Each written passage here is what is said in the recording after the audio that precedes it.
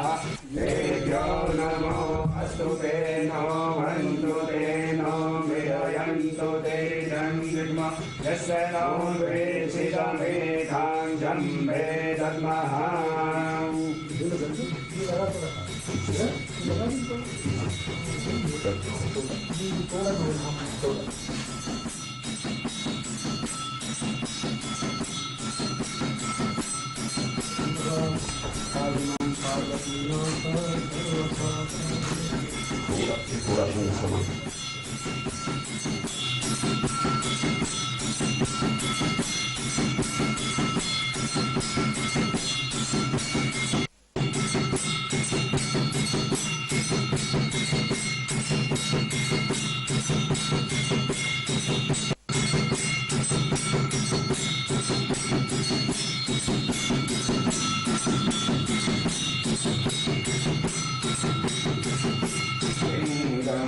निर्मलवासितशोभितलिङ्गं जन्मजदुःखविनाशकलिङ्गं प्रणमामि सदा शिवलिङ्गं प्रणमामि सदा शिवलिङ्गम्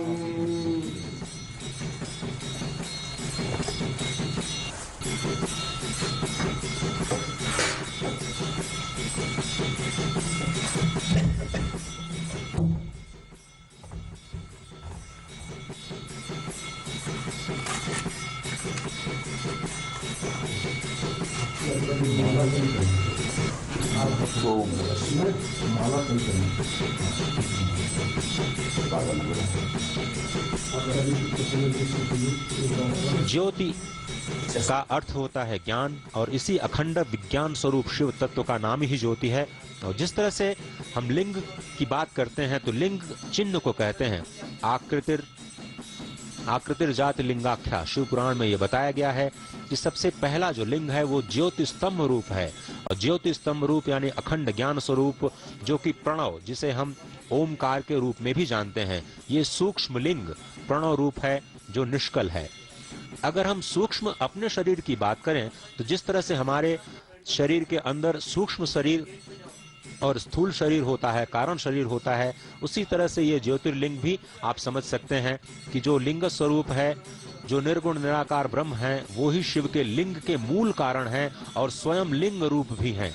और इसीलिए जो शब्द स्पर्श रूप रस गंध आदि से रहित जो कि अगुण हैं, अलिंग हैं, निर्गुण हैं, उसी तत्व को शिव कहा गया है। लेकिन वही अलिंग वही निर्गुण शिव तत्व साकार रूप में लिंग रूप में अपने भक्तों के लिए प्रकट हो जाता है। संपूर्ण जगत को ही लिंगभूत माना गया है। शिव जी के संपूर्ण लिंगों की कोई निश्चित संख्या तो नहीं है, लेकिन 12 ज्योतिर्लिंगों का बहुत ही प्रमुख स्थान है। और ये ज्योतिर्लिंग जो केदारनाथ है वो 11वां ज्योतिर्लिंग कहा जाता है। सौराष्ट्र में सोमनाथ, श्रीशैल पर मल्लिकार्जुन, उज्जैनी में महाकाल, ओमकार तीर्थ में परमेश्वर, हिमालय के शिखर पर केदार, डाकिनी क्षेत्र में भीमशंकर, वाराणसी में विश्वनाथ, गोदावरी के तट पर त्रयंबक, चिताभूमि में वैद्यनाथ, दारुकावन में नागेश, सेतुबंध में रामेश्वर और शिवालय में घुष्मेश्वर का स्मरण करते हुए जो प्रतिदिन इन 12 ज्योतिर्लिंगों का स्मरण करता है, 7 जन्मों के पाप नष्ट हो जाते हैं। आप इस वक्त अपनी तस्वीरों पे देख रहे हैं कि 11वें ज्योतिर्लिंग का दर्शन और वहां पर संक्षिप्त लघु रुद्राभिषेक का कार्यक्रम संपन्न करने के बाद प्रधानमंत्री अब आदि शंकराचार्य की जो समाधि स्थल है वहां की यात्रा पर निकल चुके हैं। परिक्रमा इस वक्त मंदिर की आप कर रहे हैं। अगर हम इस मंदिर की बात करें तो जिस तरह से मैं बता रहा था, इस मंदिर के पास में एक उदक कुंड है, एक रेतस कुंड है और हंस कुंड है। ये बहुत ही सुंदर है। कहा भी गया है कि उदक कुंड है अधम पावन, रेतस कुंड मनोहरम, हंस कुंड समीप सुंदर, जय केदार नमाम्यहम, जय केदार नमाम्यहम, श्री केदार नमाम्यहम। अन्नपूर्णा सह अपर्णा काल भैरव शोभितम, पंच पांडव द्रौपदी सह जय केदार नमाम्यहम। शिव दिगंबर भस्मधारी अर्धचंद्र विभूषितम, शीश गंगा कंठ फणिपति जय केदार नमाम्यहम। कर त्रिशूल विशाल डमरु ज्ञान गान विशारदम, मद महेश्वर तुंग ईश्वर रुद्र कल्प महेश्वरम, पंचधन्य विशाल आलय जय केदार नमाम्यहम् पंचधन्य विशाल आलय जय केदार नमाम्यहम् नाथ पावन है विशालम पुण्य प्रदहर दर्शनम नाथ पावन है विशालम पुण्य प्रदहर दर्शनम जय केदार उदार शंकर पापताप नमाम्यहम् जय केदार उदार शंकर पापताप नमाम्यहम् श्री केदार नमाम्यहम् जय श्री केदार नमाम्यहम् श्री केदार नमाम्यहम् जय श्री केदार नमाम्यहम्। इस वक्त प्रधानमंत्री मंदिर की परिक्रमा करते हुए और इस वक्त जहां प्रधानमंत्री को आप देख रहे हैं वो ईशानेश्वर भगवान शिव की मूर्ति है। ये जो मुख्य मंदिर है उसके ठीक पीछे का ये हिस्सा है। ईशानेश्वर मंदिर की मूर्ति भी 2013 के प्रलय काल में पूरी तरह से ध्वस्त हो गई थी। उसके भी पुनर्निर्माण का कार्य किया जा रहा है। अभी उसकी डिजाइन पर कार्य चल रहा है जिससे कि जो मूल ज्योतिर्लिंग है उसके साथ कैसे उसको फिर से प्रतिस्थापित किया जाए। मंदिर के ठीक पीछे इस वक्त के जो दृश्य आप देख रहे हैं वो अमृत कुंड है। इस अमृत कुंड में भी बताया जाता है कि 2 शिवलिंग हैं और यहाँ पर स्कंद पुराण में भगवान शिव कहते हैं कि इस अमृत कुंड से जो अपने बाएं हाथ से जल का पान करता है, क्योंकि वो यही जल होता है जो भगवान के रुद्राभिषेक के बाद इस अमृत कुंड में जाता है। इस अमृत कुंड में बाएं जल से ईशान कोण में अगर आप जल का पान करते हैं तो आप मुक्त हो जाते हैं।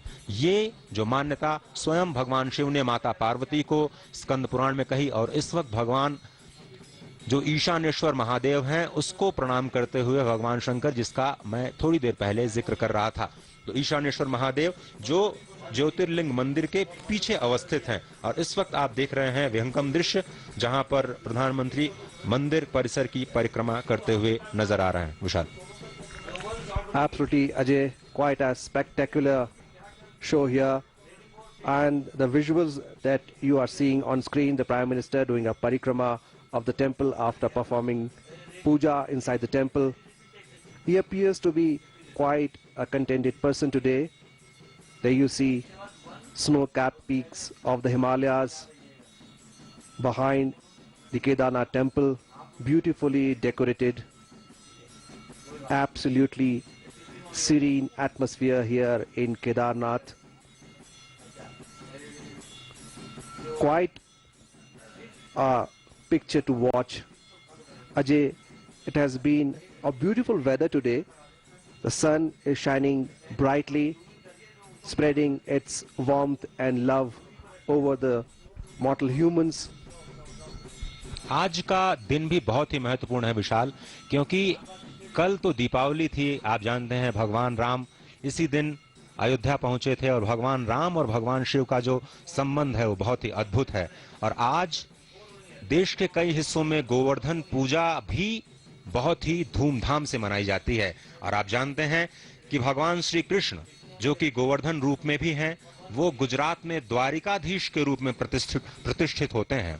और आज गुजरात के लिए भी जो गोवर्धन पूजा का कार्यक्रम है, जो गोवर्धन पूजा का आज का दिन है, वो बहुत ही महत्वपूर्ण कहा जाता है। द्वारिकाधीश मंदिर में 56 भोग लगाए जाते हैं भगवान श्री कृष्ण को, और मथुरा में तो 56 भोग लगते ही हैं, आपको पता है। द्वारिकाधीश के जो 56 भोग हैं वो भी बहुत प्रसिद्ध हैं। और आज गोवर्धन पूजा के दिन भगवान शिव के गर्भगृह में जाकर के प्रधानमंत्री मोदी ने जो ये रुद्राभिषेक का कार्यक्रम किया है, बहुत ही एक तरह से जो हम 120 जगहों पर सजीव प्रसारण कर रहे हैं इस पूरे कार्यक्रम का, हमने ये देखा कि तीर्थयात्रियों में गुजरातियों की संख्या बहुत ज्यादा है। आज भी हम देख रहे हैं कि बहुत सारे जो गुजराती भाई बंधु हैं वो इस वक्त मंदिर परिसर में मौजूद हैं। और आज का दिन पूरे गुजरात के लिए जो गोवर्धन पूजा का दिन है वो बहुत ही महत्वपूर्ण होता है। वहां पर अन्नकूट कहा जाता है, और अन्नकूट आप जानते हैं कि जो 56 तरह के जो व्यंजन बनाए जाते हैं भगवान को अर्पित करने के लिए, तो भगवान कृष्ण एक तरह से गोवर्धन पूजा के दिन आज 56 भोग का आनंद ले रहे होंगे, तो यहाँ पर भगवान शिव, और जिस तरह से हम लगातार अद्वैत की बात कर रहे हैं, जो भगवान आदि शंकर के साथ उनके अपने दर्शन को जिन्होंने फिर से उद्भासित किया, जो इस वक्त आप दृश्य देख रहे हैं भीमशिला। भीमशिला कहते हैं 2013 की त्रासदी में इसी भीमशिला ने इस मंदिर को नष्ट होने से बचाया। ये शिला कहां से आई? कैसे आई आज भी अपने आप में एक रहस्य है। लेकिन उस वक्त जब ये आपदा आई थी तो सिर्फ इसी शिला की वजह से ये पूरा का पूरा जो मंदिर है वो बच पाया, और जो नदी की धारा थी, जो बाढ़ की धारा थी, जो प्रलयंकारी जो पहाड़ के साथ जो मलबा नीचे आ रहा था, वो दो भागों में विभक्त होकर के जो नीचे की तरफ जाने लगा, और जो उस वक्त जो मंदिर में थे वो सभी लोग सुरक्षित बच गए थे।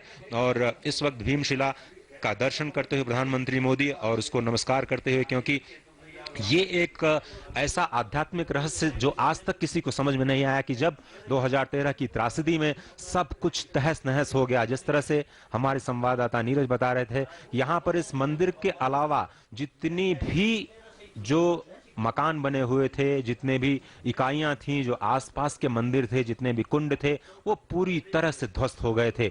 सिर्फ इस शिला की वजह से ही ये जो ज्योतिर्लिंग है आज हमारे रूप में उसी भव्य और नूतन स्थिति में अवस्थित है। और ये अपने आप में एक बहुत ही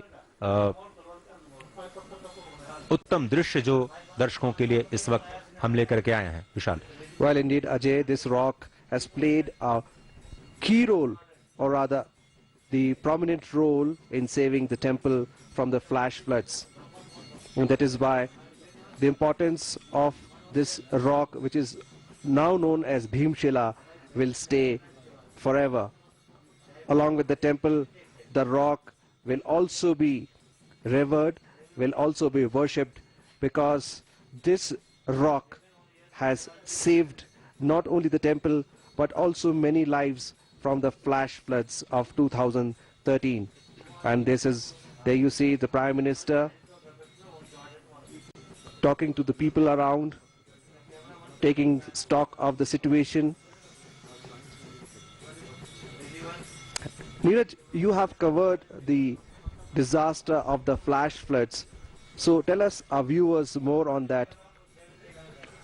विशाल, देखो इस समय प्रधानमंत्री शिव उद्यान है जो आने वाले समय में जब द्वितीय चरण का जब कार्य है जब पूरा किया जाएगा उस समय ये शिव उद्यान अपने कह सकते हैं कि मौलिक रूप में सामने आएगा, क्योंकि यहीं पर ही आदि शंकराचार्य की समाधि है और यहीं आदि शंकराचार्य की जो मूर्ति है उसको स्थापित किया गया है।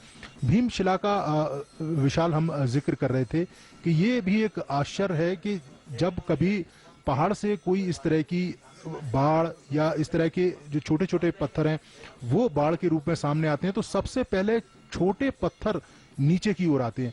लेकिन ये एक आश्चर्य था कि ये भीमशिला सबसे पहले बाढ़ से पहले ये यहाँ पर पहुंची और इसने पूरे मंदिर को एक तरह से कवर कर लिया, क्योंकि इसका जो शिला का जो व्यास है वो मंदिर परिसर के जो मेन मंदिर है उसके व्यास से थोड़ा सा बड़ा है। और यही कारण है कि जब बाढ़ के साथ पत्थर आए तो दोनों तरफ से जो बाढ़ है वो डाइवर्ट हो गई और पूरा मंदिर परिसर एक तरह से सुरक्षित हो गया। और इस समय आप दृश्य देखें, प्रधानमंत्री धीरे धीरे जो आदि शंकराचार्य की समाधि है उसकी ओर बढ़ते हुए, और जो प्रधानमंत्री के दाएं और बाएं जो इलाका आपको विशाल दिखाई दे रहा है, यहीं पर शिव उद्यान डेवलप किया जाएगा जिसमें ग्रीन घास होगी, पत्थर लगाए जाएंगे, लाइटिंग यहाँ पर होगी। तो एक बड़ा ही 2022 में जब ये पूरा होगा तो बहुत ही मनोहर जो दृश्य है वो सामने आएगा। मंदिर के पीछे शिव उद्यान और इसके साथ ही आदि शंकराचार्य का समाधि स्थल।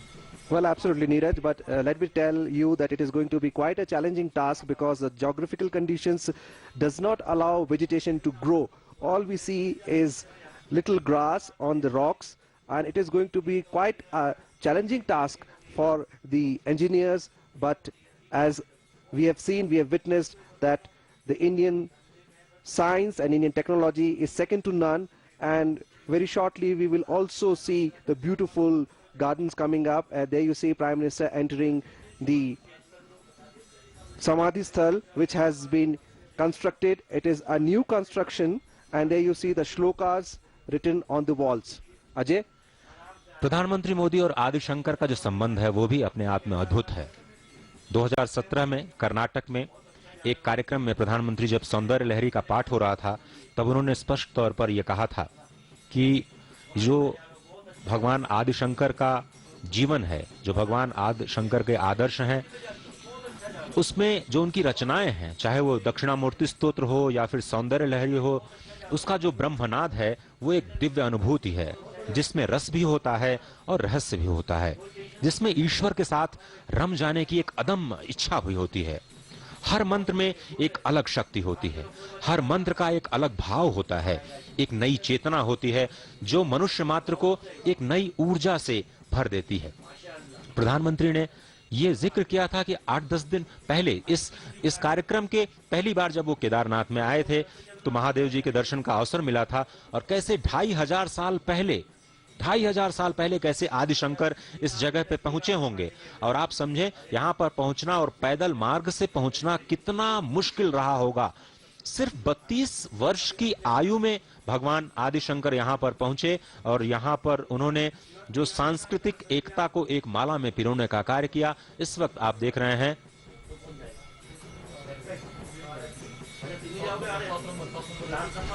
आदि शंकराचार्य की समाधि स्थल, अब उसके अनावरण का समय आ चुका है। और जिस तरह से हमने बताया कि 2013 में ये समाधि स्थल पूरी तरह से नष्ट हो चुका था, एक बार फिर से इसको बनाया गया। और इस वक्त आप देख रहे हैं आपकी स्क्रीन पर पहली बार ये तस्वीरें पूरी दुनिया के सामने एक बार फिर से ये 15 फीट ऊंची प्रतिमा आदि शंकर की इस वक्त आपके स्क्रीन पर नजर आ रही है, जो अष्टकमल पर अवस्थित है। The 13 feet long, it is about 13 feet long statue of Adi Shankaracharya sitting atop the Shri Mantra, and there you see visuals from the top. The statue is made in black stone. Now the Prime Minister sitting there, this is the Samadhi Sthal that has been constructed new, is sitting on the edge of the Shri Mantra. Ajay, tell us, our viewers, about the importance of Shri Mantra. देखिए, ये जो मंत्र है, आप भगवान आदि शंकर को अगर आप देखें तो उनका जो सर्वोच्च मंत्र कहा जाता है वो है मानस पूजा। और इस वक्त प्रधानमंत्री मानस पूजा ही कर रहे हैं, क्योंकि जब आपके पास कोई सामग्री नहीं होती है और कई बार ऐसी परिस्थितियां आ जाती हैं कि आप बिना सामग्री के पूजा करना चाहते हैं अपने आराध्य की, तो पूजा में जो मानस पूजा होती है उसको सर्वोत्तम पूजा कहा गया है। और इस वक्त आसन पर बैठ करके जो ध्यान पूजा में इस वक्त प्रधानमंत्री आपको नजर आ रहे हैं, स्पष्ट तौर पर ये आदि शंकर के सामने जो उनके मानस पूजा का जो रहस्य उन्होंने समझाया, जिसमें भगवान शिव का जो मानस पूजा मंत्र है वो बहुत ही महत्वपूर्ण है। मैं उसके कुछ श्लोक आपको बताता हूँ। रत्नैकल्पितमासनं हिमजलै स्नानं च दिव्याम्बरं नानारत्नविभूषितं मृगमदा मोदाङ्कितं चन्दनं जाति चम्पकबिल्वपत्ररचितं पुष्पं च धूपं तथा दीपं देवदयानिधे पशुपते हृत्कल्पितं गृह्यताम् सौवर्णे नवरत्नखंड रचिते पात्रे घृतं पायसं भक्ष्यं पंचविधं पयोदधियुतं रंभाफलं पानकं शाकानां जलं रुचिकरं कर्पूरखड्डोज्ज्वलं ताम्बूलं मनसा मया विरचितं भक्त्या प्रभो स्वीकुरु छत्रं चामरयोर्युगं व्यजनकं चादशर्कं निर्मलं वीणाभेरीमृदङ्गकाहलकला गीतं च नृत्यं तथा साष्टांग प्रणतिस्तुतिर्बहुविधा ओ तत्समस्तं मया संकल्पेन समर्पितं तव विभो पूजां गृहाण प्रभो आत्मा त्वं गिरिजामतिः सहचरा प्राणा शरीरं गृहं पूजा ते विषयोपभोग रचना निद्रा समाधि स्थितिः संचारः पदयो प्रदक्षिण विधिः स्तोत्राणि सर्वा गिरो यद्यत् कर्म करोमि तत्तदखिलं शंभो तवाराधनं करचरणकृतं वाक्कायजं कर्मजं वा श्रवणनयनजं वा मानसं वापराधं विहितं वा सर्वमेतत्क्षमस्वं जय जय करुणाब्धे श्री महादेव शंभो जय जय करुणाब्धे श्री महादेव शंभो जय जय करुणाब्धे श्री महादेव शंभो।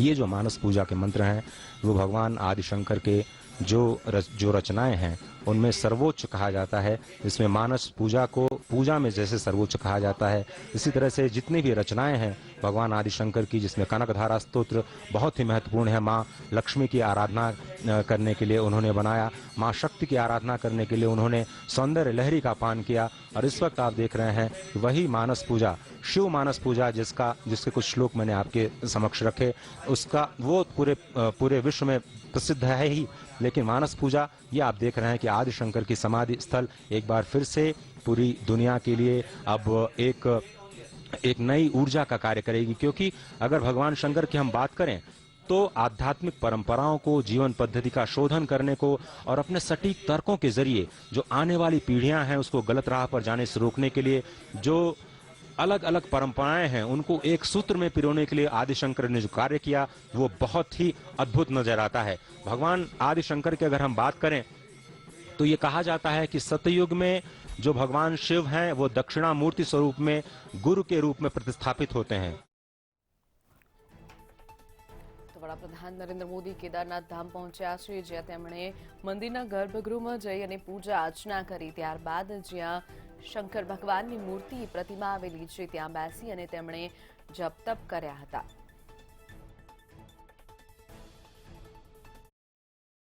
તો આ સાથે સમાચારોમાં અત્યારે બસ આટલું જ। વધુ સમાચાર માટે આપ જોતા રહો મંતવ્ય ન્યૂઝ। નમસ્કાર।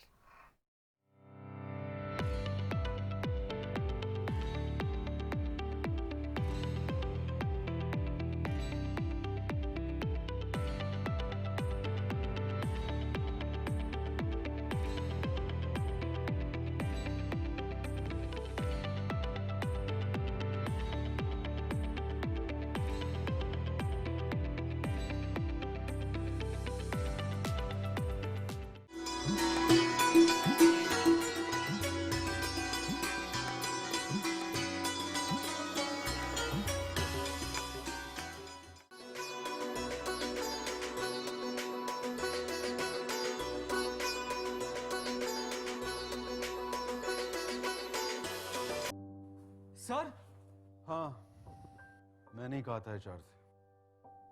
कंपनी की हालत तो तुम लोगों को पता ही है, अगला ऑर्डर आने में 2-3 महीने लग जाएंगे। सर, उसी के बारे में बात करने आए थे हम।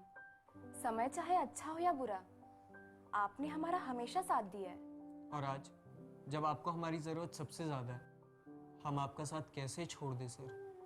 यस सर, हम सबके पास कुछ सेविंग्स है, तो 2-3 महीने बिना सैलरी के भी काम कर लेंगे हम। कंपनी का फ्यूचर है सर, बस एक बार ये मुश्किल घड़ी निकल जाए। We are with you sir. कुछ रिश्तों के बिना हम सब अधूरे हैं। GTPL, कनेक्शन दिल से।